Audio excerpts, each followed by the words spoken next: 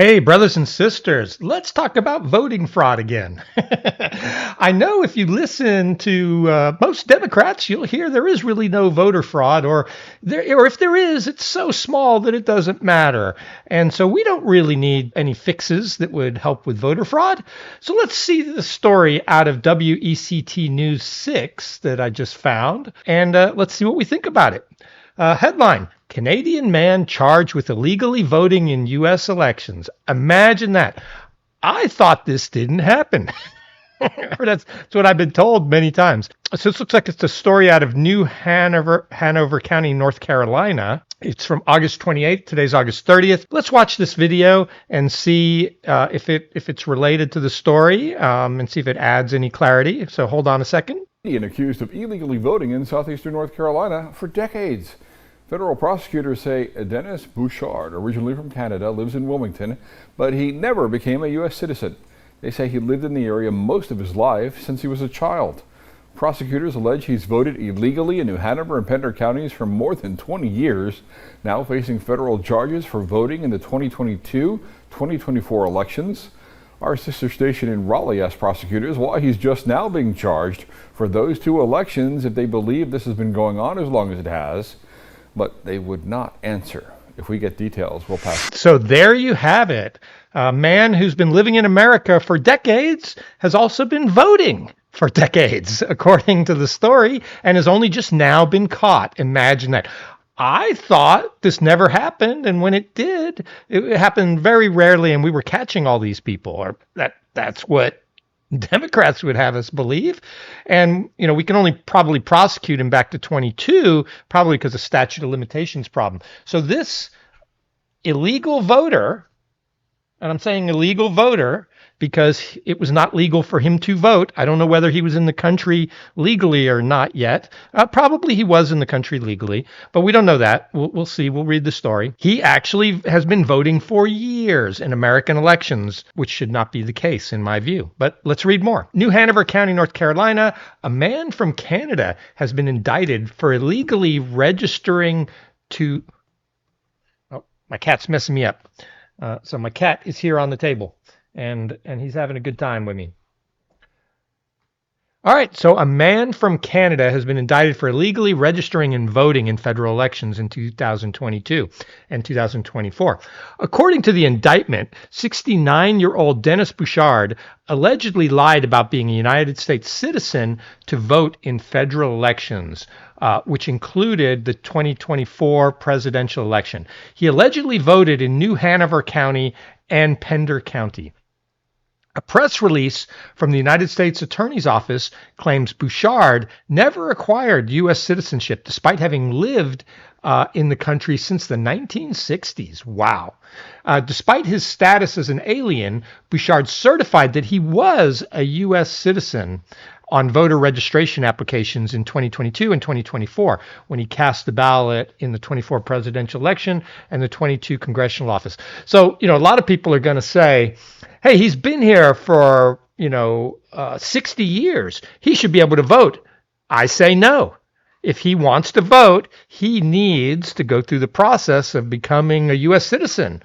I did. That's why I get to vote.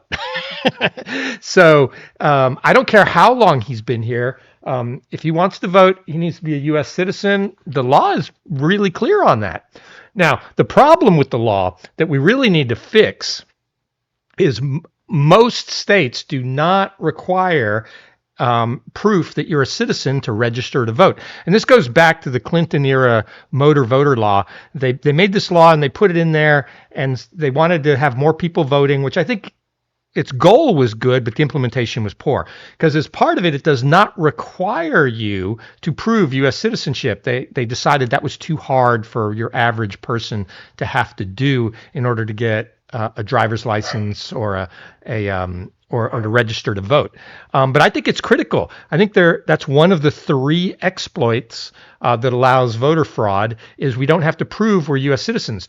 And every time this comes up, Democrats fight it, that you shouldn't have to do that because it's disenfranchising, people who can't prove they're U.S. citizens. I say nonsense. If you can't prove you're a U.S. citizen, you shouldn't be voting. I'm completely fine with that. And if states, and want to set up ways to make it easier to prove citizenship, I'm all fine with that as long as they're secure and accurate. So yes, you have to prove you're a U.S. citizen. So what the courts have said when this has gone to court a few times is, oh, it's good enough that they swear an affidavit that they're a U.S. citizen, and that because then if they lie, that's perjury and they can be charged with perjury. And that's what's happening here. But no, I say no, because it's too late. This guy's been voting for years and those votes all counted and people lie. So no, that is not good enough. We need to have secure voting so we have trust in the process.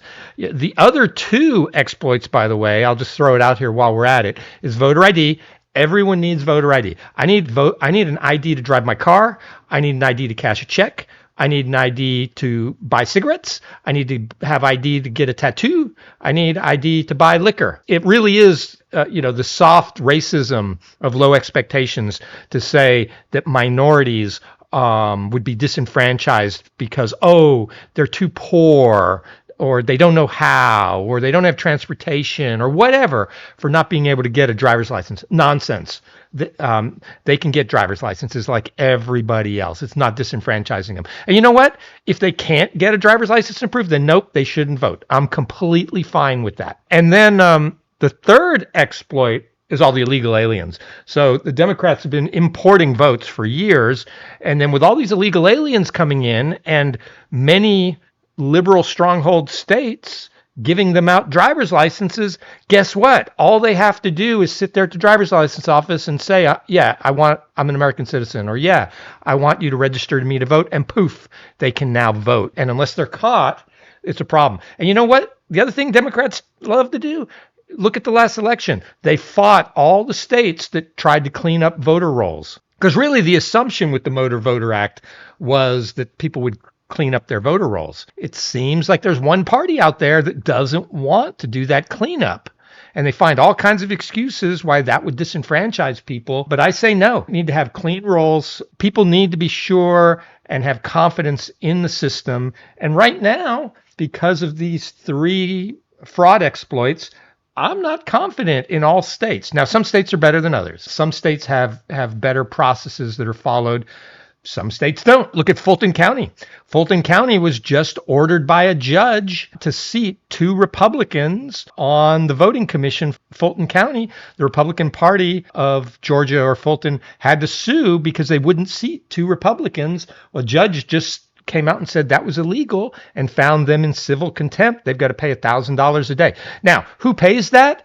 I think the government of Georgia is going to end up paying it. And then guess what? Voters, you guys are having to pay in Georgia because of these shenanigans. And I don't know the details there on why they're not being seated by the Democrats in Fulton. Fulton is a Democratic stronghold. But a judge has now said they need to seat these two Republicans. So seems to me like, we're all about being the party of law and order in the Democratic Party unless the issue goes the other way and it's in favor of the Republicans, or in case it's our son that we need to give a pardon for because he's a drug user and a gun illegal gun owner. Then it's fine. And Democrats always find reasons why it's fine, like in the pardon issue. Oh, it's fine because Republicans are always the bad, so we should be bad occasionally too. No, nonsense. Bouchard is charged with 2 counts of fraud and false statements regarding his naturalization, 2 counts of knowingly and willfully defrauding residents of a state of a fair and impartially conducted election process. Good. Every single time a non-citizen casts an illegal vote in North Carolina, it steals and nullifies the vote of an actual citizen. That's right, said U.S. Attorney Ellis Boyle. If the records are correct, this Canadian citizen appears to have voted in the New Hanover and Pender County elections over the past 20 years. We intend to prove his illegal conduct in court and put an end to it. The FBI is investigating with the help of U.S. Immigration and Customs Enforcement and a referral of the case by North Carolina Board of Elections.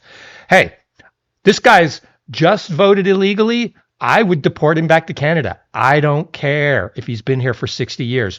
If you are not an American citizen and you break the law, we should send you home.